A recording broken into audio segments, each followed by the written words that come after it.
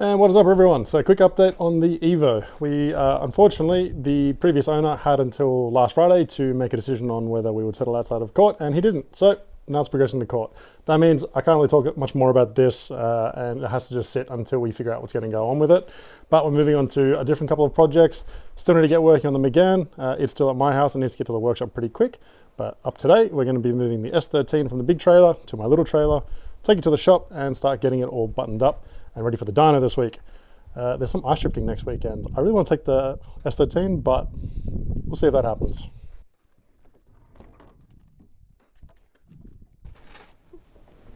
So close. I also remembered I don't have my seat in here. That's a future Reese's problem.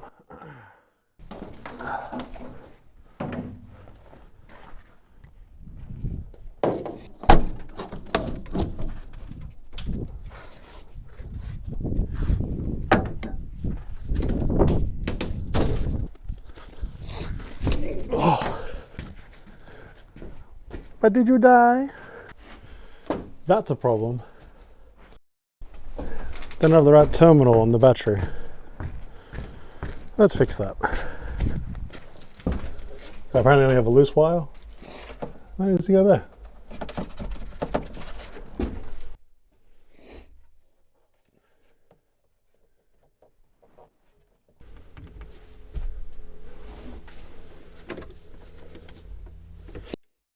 Interesting. The battery has power. So, in the back here, we have this wire that goes to our kill switch. And now it's working. Let's see if we can get this thing to start.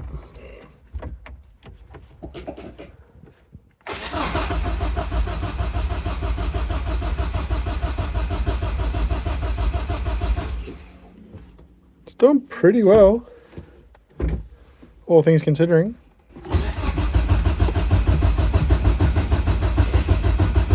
Two hours later.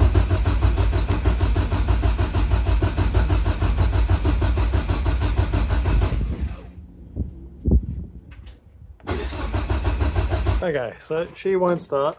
I'm not 100% sure why, but I'd rather not have to diagnose it in this freezing trailer. So we're going to winch it out and then winch it onto that trailer, get it to the workshop and try and figure it out from there.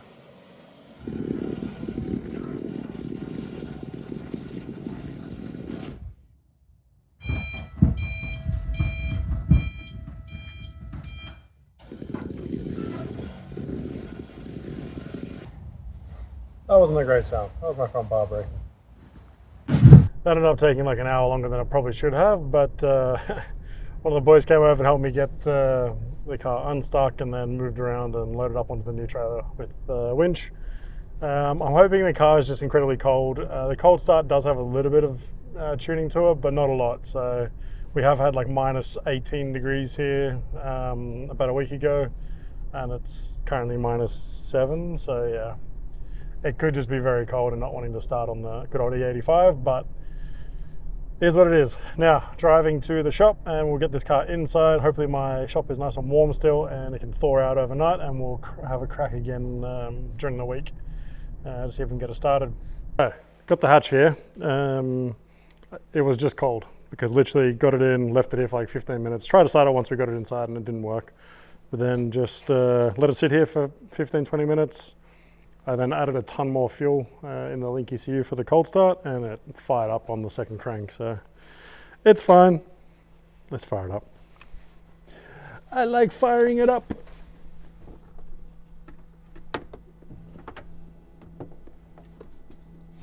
A little dance show. Away she goes.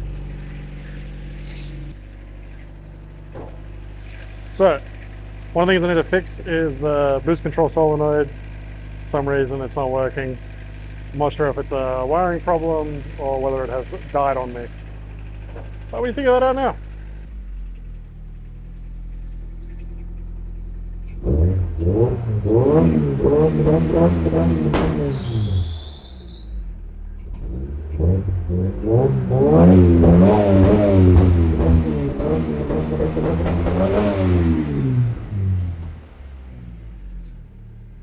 lot of smoke. What is up, guys? So today we need to tackle getting the S13 ready for the dyno. The S14 is going to be going to a dyno day that we're doing with Link ECU. We're doing some like dealer training to teach people how to basically work Link ECU. So that's happening in a couple of days, but this car needs to go to the dyno first, and I really want to get it running properly. At the moment, it makes like 200-ish horsepower on gate pressure. It definitely has a lot more in it. So once the boost solenoid's fixed, we can definitely turn it up a little bit. So I need to get my seat mounted. As soon as the seat's mounted, I kind of need to clean up some of the interior a little bit as well. The carpet's been annoying me. I also want to paint the floor and where we've welded in our new seat mount, I need to get that fixed up. Probably remove the IKEA bag at some point.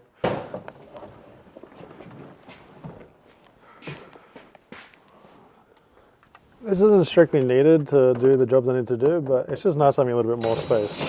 And if I do decide to actually paint the interior, I'm going to need access to all this stuff. Oh, that bolt could be in the abyss forever.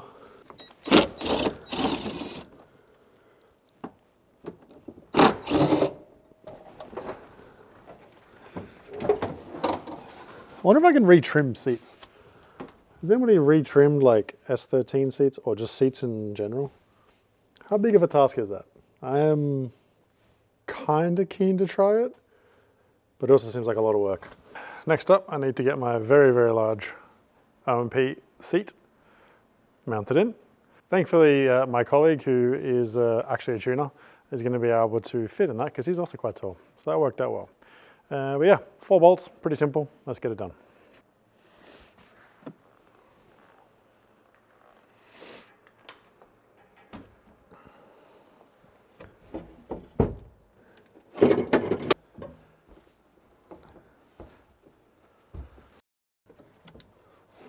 You know it's a big seat when it hits the roof just trying to get in. I think that's it. So the reason the seat wasn't in the car, I also use the seat in my sim rig at the moment. It's pretty much one of the most comfortable racing chairs I've ever had. If I remember correctly, I actually bought my sim rig with this seat in it, and it's a proper FIA version. It's in date and everything. So I just figured why not actually use it in the car as well.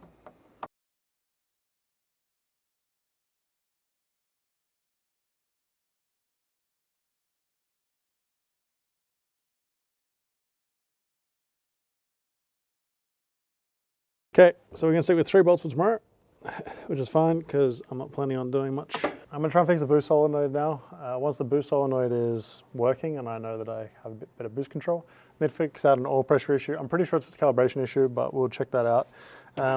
These wires have never been sheathed, so I think I might try and do that as well while I'm here. It'll only take me like 10-15 minutes, so may as well clean it up a little bit. My kill switch, I run quite a fancy Cartec battery isolator. It runs off the negative instead of the positive like a lot of the other brands do. But I made the wires, the idea was that it would run through the center console in the middle of the car. But now that I'm probably not running an interior, or because I'm likely going to get a cage, I'd prefer that this follow the same wiring as the rest of it and kind of go up underneath the dash and back to the center console. I haven't really figured out where I want to mount this yet. I kind of don't really want the exposed isolator switch near keypad buttons in case I fat finger it and mash it mid-corner. So yeah, we'll figure that one out. So here's something super intelligent for me. I just didn't have the output on in the PDM. So that's going to be basically active always now. As soon as the ECU is powered on or the PDM is powered on, it'll feed power to that. That's also probably why my ethanol content sensor wasn't working, because that's also hooked up to the exact same output on the PDM. Yeah, so hopefully that's 2 problems fixed that I had, and very easy. The little things I had to get done was set up the stop button. Basically at the moment I had to just kill the whole ignition to the car, which isn't great because it basically, if you're connected to the PC, it'll disconnect from the ECU as well, which meant that if you're tuning, some things get deleted. But now that's all set up and sorted out, and basically I have mapped it to this big red button of all things. So basically we can start the car. And then when we're ready, shut it down. I can set up that this resets itself after a set amount of time, but at the moment it's just going to be based on whether I change it myself. As you can see, it goes back to the same state anyway. Right, very chilly day today. It is currently -7. Doors are open, so we're getting a little bit of fresh air in here. Nice boost weather. S13's on the dyno. I got a few things fixed up last night, and then I had to rush off to try and get another mate's car done. It was also meant to come to the dyno today, but yeah, wiring problems like all good drift cars. So yeah, Christian from Link, my colleague, has come today and he's helping me out. He's an actual tuner, unlike a fake tuner like me. Yeah, so we're gonna run it up now and hopefully make a little bit of power for the first time ever.